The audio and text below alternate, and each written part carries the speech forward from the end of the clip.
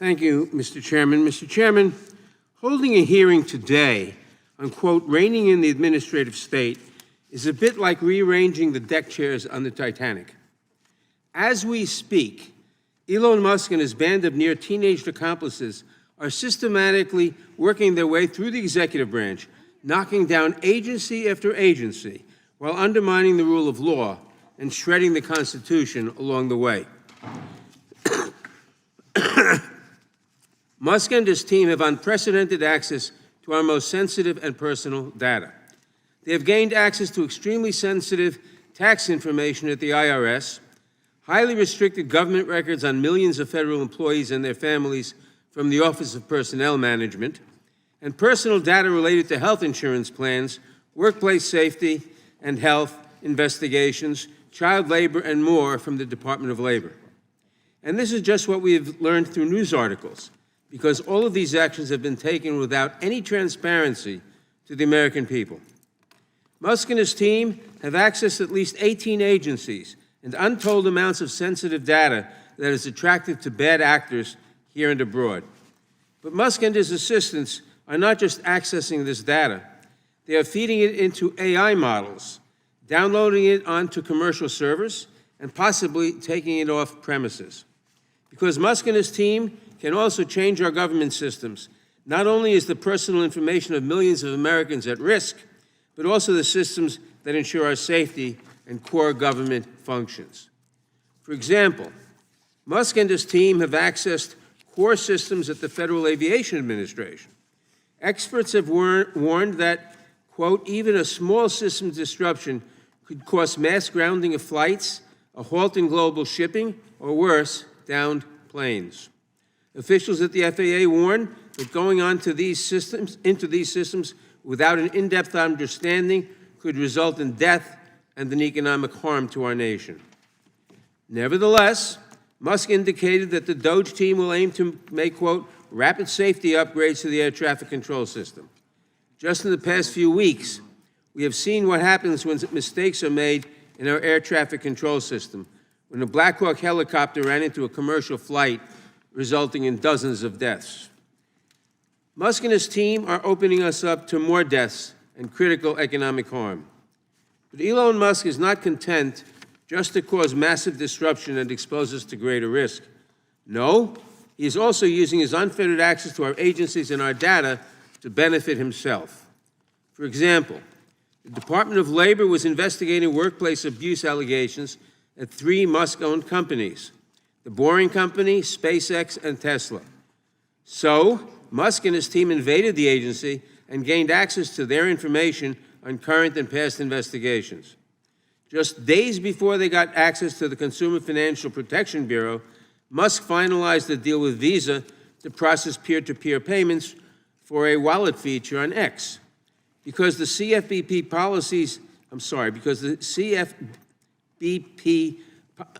polices such payment systems, the data Musk and his team accessed could give his new X wallet feature a competitive advantage in the market. And as a kicker, the Trump administration instructed the CFPB to halt its work, thus ensuring that there's no one to keep Musk's new payment system from exposing personal data or enabling fraud. Never mind that the CFPB has produced almost $20 billion in consumer relief and has put millions back in the pockets of Americans. The agency had information Musk needed, so he got it. The agency would have enforced the law with a likely impact on his wallet, so the agency's work was halted instead.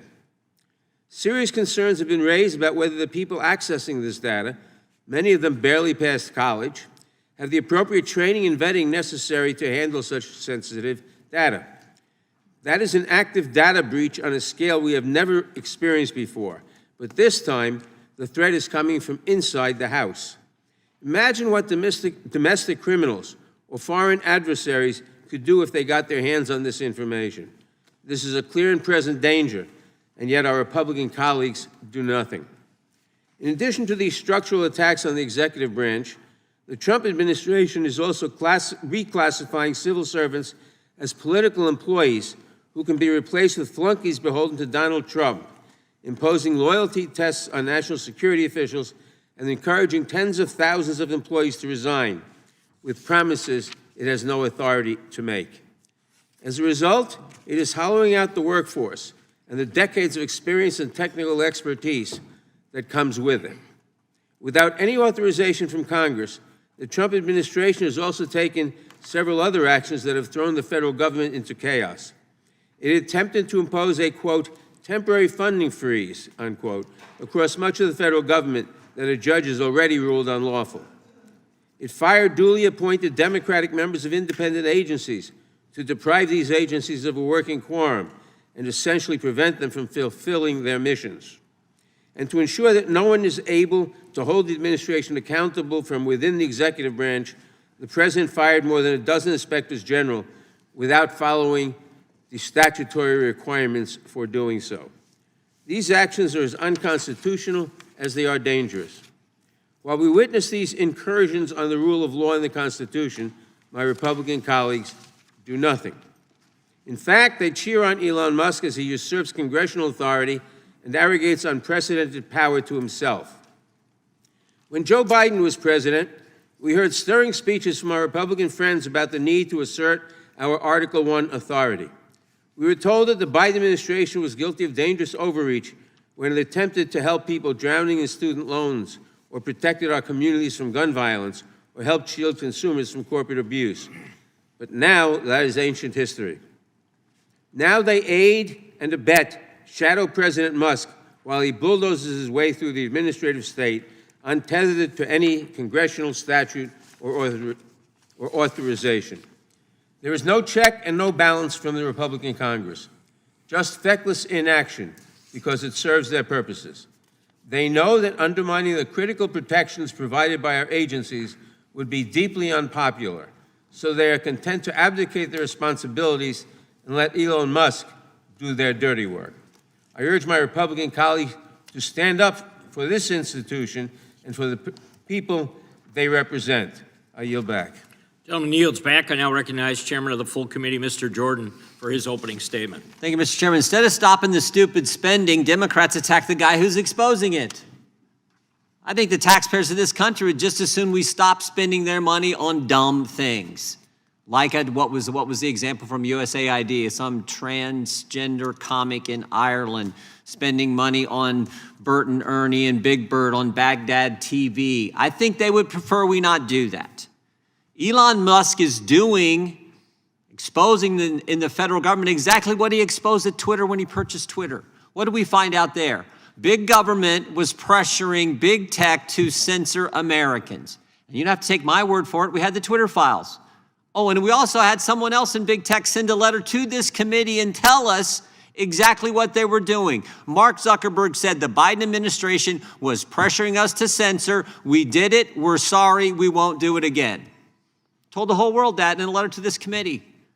So Elon Musk is now doing that for the federal government. We think that's a good thing. And to understand the fundamental difference the left has with us conservatives. Democrats believe it is the career elected bureaucrats who are supposed to run the country.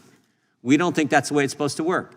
We actually think it's the people who put their name on a ballot who get elected by we the people who make the decisions. And the guy who got 77 million votes on November 5th says he wants Elon Musk working for him, the elected member who heads the executive branch working for him, every bit as much as the federal employees, the people in Treasury who are supposed to have all the answers, or in USAID who be the career officials, working for him to expose stupid things our government is spending money on. And the Democrats are going to attack that guy? Go ahead. Go right ahead. But we know the real consequences of having this administrative state, these bureaucrats run things. We got two witnesses here who've lived it. Ms. Wade and Mr. Smith. They're here to tell about how that had impacted their business. So I appreciate the chairman having this hearing. This is exactly the kind of hearing we have to have. And I appreciate the work the president and his team are doing to expose the stupid things bureaucrats spend the hard-earned money of the people we get the privilege of representing. I yield back. Gentleman yield.